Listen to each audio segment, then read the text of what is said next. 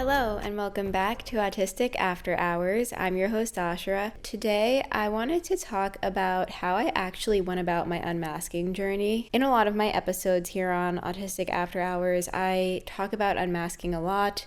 I talk about the journey, I talk about where I'm at, but it's been a really long time since I actually sat down and reflected on what this entire process was like for me.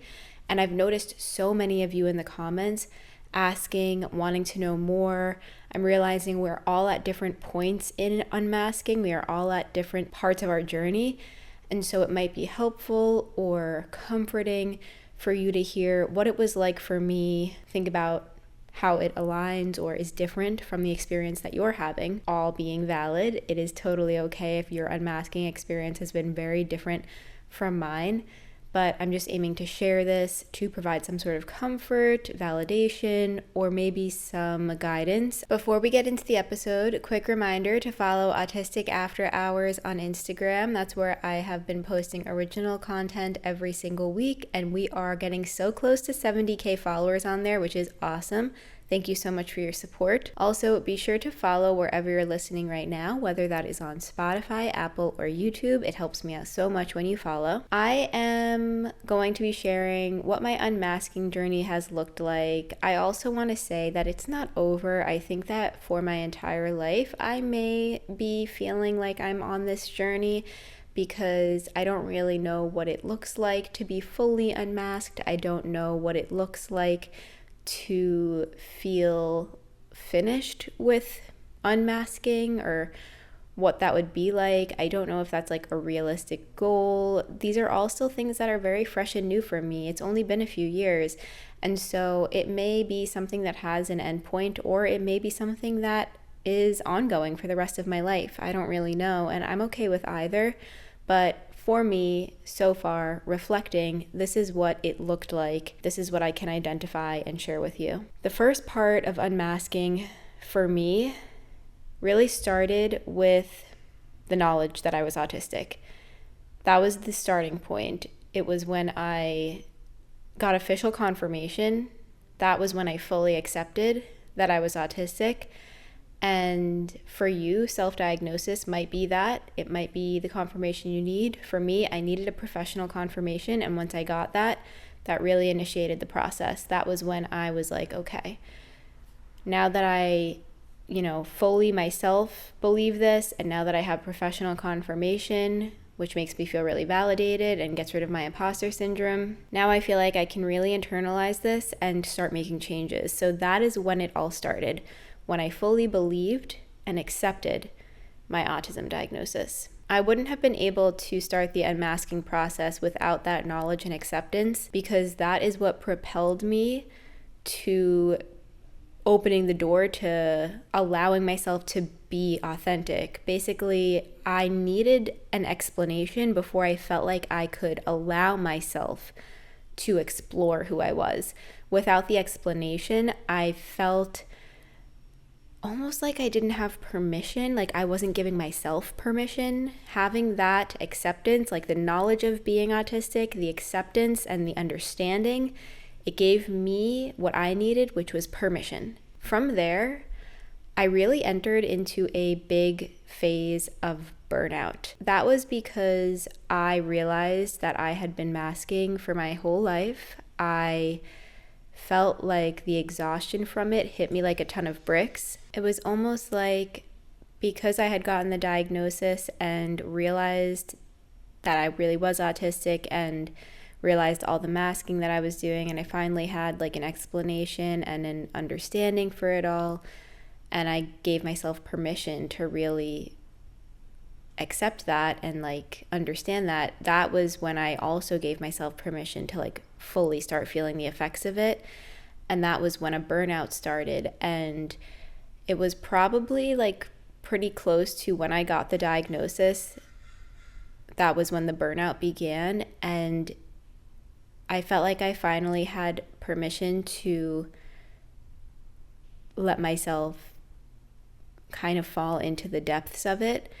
And what that brought me to was a period of healing, but also intense social seclusion and isolation. And there were good and bad things that came from this. I felt really isolated and alone, yet it was also really healing for me during this period, which actually lasted for probably about 3 years, I would say. I was in burnout. I was only doing the bare minimum when it came to work. I was only doing what I absolutely needed to do to get by. I was making like no money, just enough to get by, truly. I was in any amount of free time, just like doing things that allowed me to heal. So like watching my safe show, eating safe foods. I was home almost all of the time. I was not engaging with many people at all. I was very secluded. And my body and my mind, I think, did this purposefully because I needed to be alone to process, to feel the exhaustion of everything that had accumulated, and to heal, to give my body and my mind time, substantial time, to finally heal all of it. And this healing was on multiple levels. It was like a bodily exhaustion, a mental exhaustion, an emotional exhaustion. There was a lot of grief that I was processing, anger, so many big feelings. And this was a necessary part of unmasking because I had to work through all of this in order to then come out of it and build myself back up, kind of starting from the ground is what it felt like. So there were a few years there after my diagnosis where I really isolated myself. I closed myself in. I was alone a lot. I was only engaging with very comforting things. I was working only the very bare minimum to get by.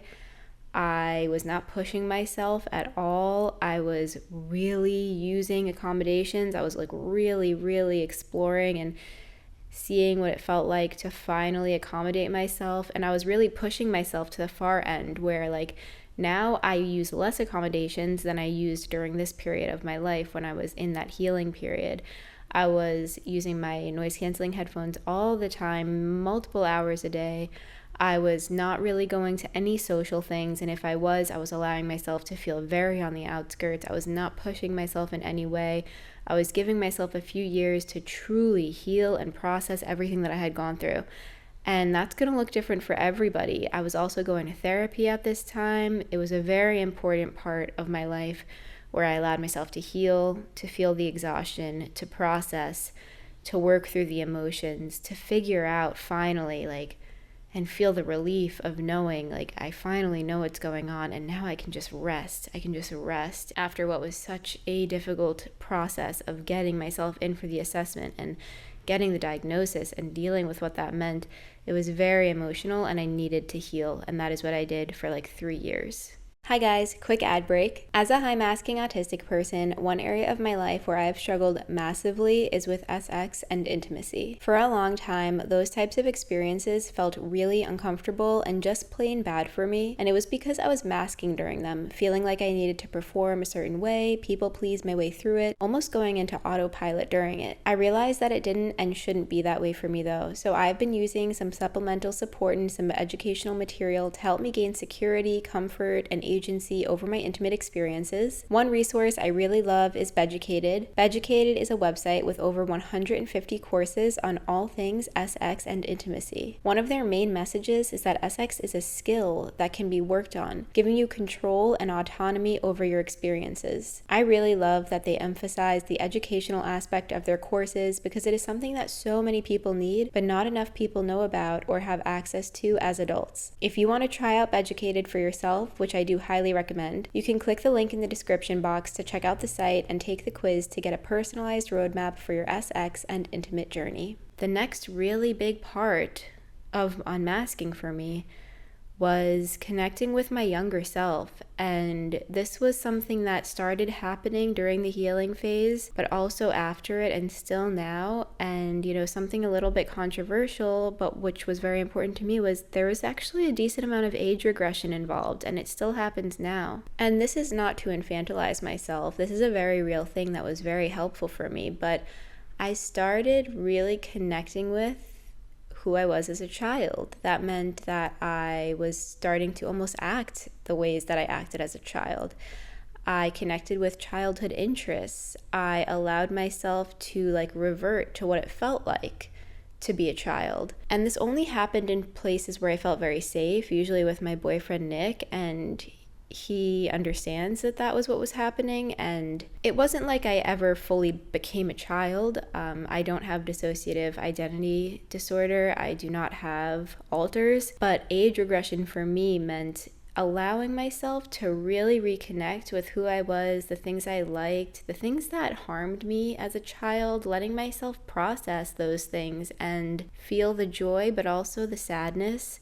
There were a lot of really sad things and sad experiences that I had as a child relating to my absent autism diagnosis. I needed to heal those things. So part of the healing journey was an age regression, allowing myself to connect with who I was as a child, to heal that relationship, and to almost create a separation, but a unification in that I was kind of distinguishing who I am now and who I was then, but also attempting to unify those different versions of me and bring trust between them. I felt like I had abandoned my childhood self for a long time in masking. While I was heavily masking, I had a lot of self-hatred, a lot of pain associated with those years and with masking starting up in my life in those years. And I spent a really long time in my youth feeling like I was wrong and bad and hating myself for my differences. And I needed to heal that. I felt like I really distrusted myself because of the way that I thought of myself then, the ways that I tried to get rid of my differences and abandoned myself. I needed to strengthen that relationship and that trust and know and show myself that I love her. I love who I was. I love that little version of me, and she's still part of me, and she's here, and I'm not abandoning her, and I don't hate her. I love her, and I love who I am now, and I'm who I am now because of who I was then. And I had to heal that relationship. For some people, that might not be necessary. For me, it was. For some people, this may sound very, woo-woo. I don't know. It might sound silly. It's not silly for me. And it's very real and very important. And I had to heal that relationship. And it involved age regression. And I still can act very childlike at times. And that is not because I am a child, but it's because I've reconnected with the childhood version of who I was, and I embrace that. I also embrace that as an autistic adult. I am sometimes viewed as childlike, and I see nothing wrong with that. Not all autistic adults exhibit those types of features.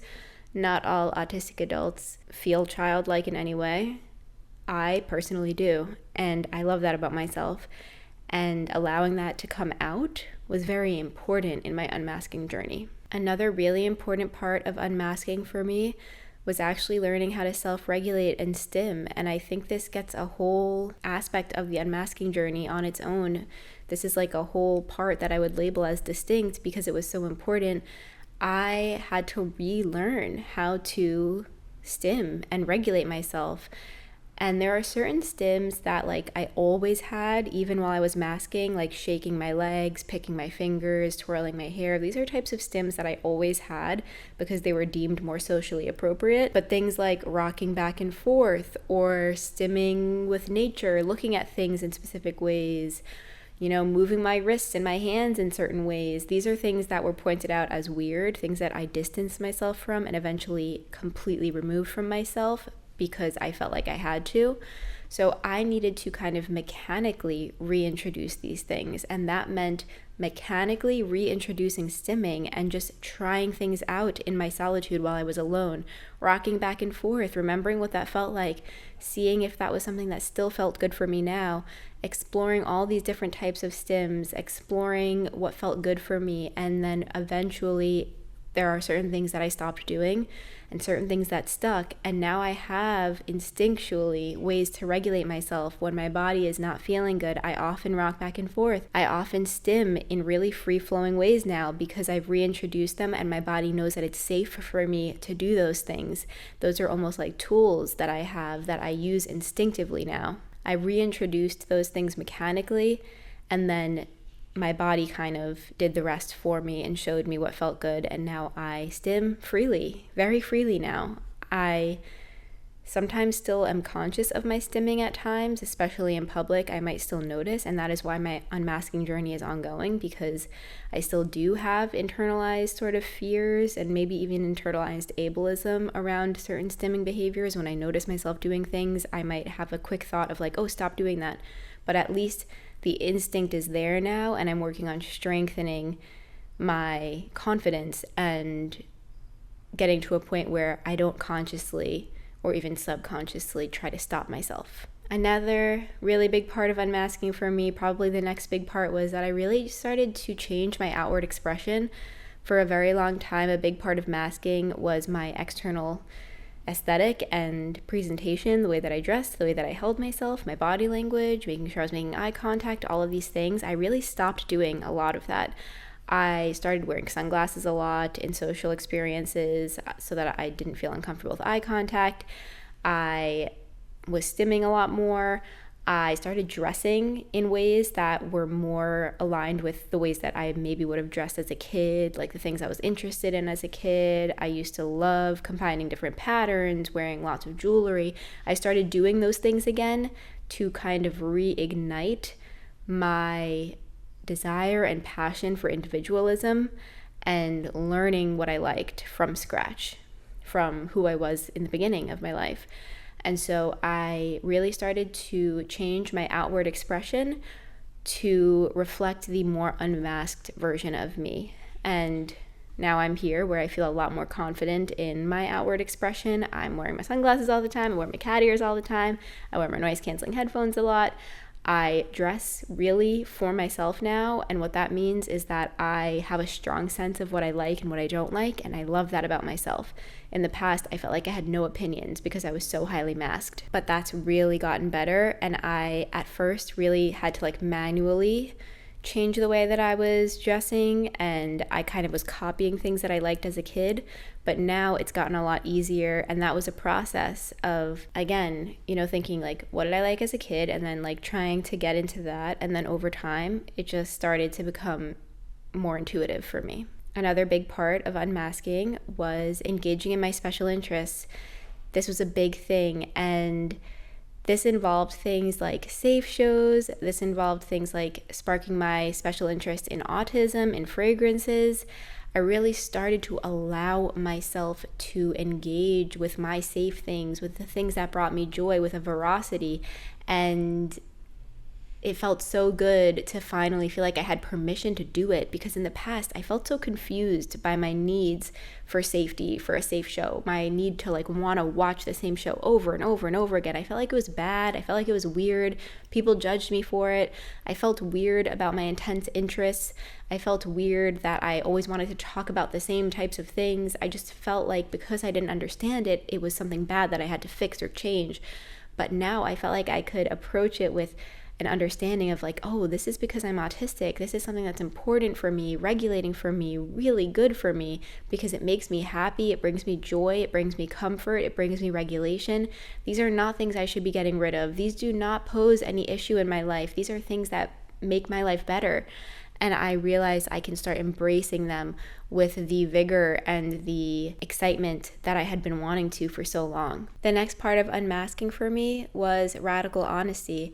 And what I mean by this is that I really stopped masking in my relationships. And this is more so approaching where I'm at now. And this is something that's only been incorporated recently. But radical honesty for me, it means that I am no longer presenting a false self to people. I also am no longer masking myself or my communication in the ways that I used to. And this, if you listened to my episode last week, has posed a lot of difficulties for me. But this is part of the unmasking journey. And this is kind of what I'm in right now. And it means showing up in my relationships as myself, with my strengths and with my struggles. Not sugarcoating things anymore. Not completely tailoring myself for other people anymore.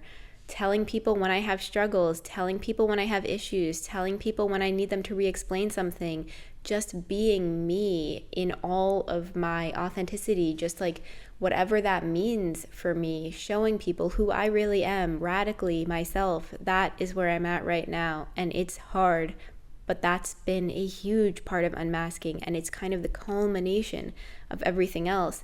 And this last part that I'm going to mention now, the last part of the journey that I've been on so far, is letting go of over-explaining myself. And this is a big change because, as you know, the journey started with the ability to explain myself. That was what ignited all of this, knowing that I'm autistic, being able to explain who I was and why I was the way that I was.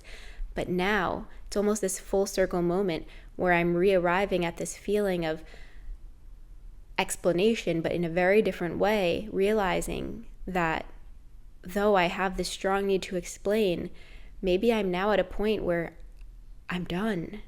I've explained, and now I can just accept. There's a certain point where I realized that this tendency and need to explain myself might actually be distancing me from being myself, and that is because I am often so focused on explaining that I feel like I'm not living. I am so focused on analyzing that I feel like I'm not present. And I realized it feels really good to notice something about myself and say, that's just me. And not have to say, I'm noticing this. I want to understand why I'm doing this. I need to explain why I'm doing this. I need to dig deep down and figure out why I'm doing this. But to just say, oh, like I am doing it this way because I'm just Ashra. I don't have to explain everything anymore. I have a baseline understanding of who I am now, and because I have that, I don't have to over-explain myself anymore. I can just be myself, and that is where I'm at right now, and that is what I'm working on right now, that radical honesty in all of the struggles that it might bring me, but also this idea of realizing that I don't have to always explain myself anymore because now I just know I am myself. I don't have to say I'm Ashra and I'm doing this because of X, Y, and Z. I can just say I'm Ashra. And that's it. And I think of everything, the first time I did that was so freeing and validating. That might be the most validating of everything that I've said so far, is realizing that I've reached a point where I can just say I'm Ashra and I know what that means. And I don't have to explain to myself constantly what that means. I just know now. And when I notice myself doing things, I don't immediately have to jump to explanations. If I notice myself stimming in a certain way, if I notice myself engaging in a certain behavior, if I notice that I like things a certain way that might seem weird, whatever it is, I don't immediately have to jump to explaining. I can just say, I'm Ashra, like that's why I like it like that, because I'm Ashra, because I'm me, and that's enough. Overall, unmasking didn't mean having to recreate myself necessarily. It meant removing layers and healing and presence. Those were the most important things. Healing, loving, accepting, understanding, explaining, and now presence. And being able to be present in my life, to feel safe enough in my body and my mind, and strong enough, and to just know that I can be me. Me. And that's it. That is what my journey has been like so far. And I'm really proud of myself, and I'm really proud of you. And if you are way back, if you are way at the beginning, that's okay. Don't think of this as this big journey that you have to be on. Look at it as an opportunity to connect with yourself and to learn yourself. All you've got is time, really. And you're not alone. So thank you so much for being here and for listening. As always, remember, autistic adults exist. We deserve awareness, support, community, and acceptance. And I'm so grateful that you're here. I'll talk to you again soon. Bye.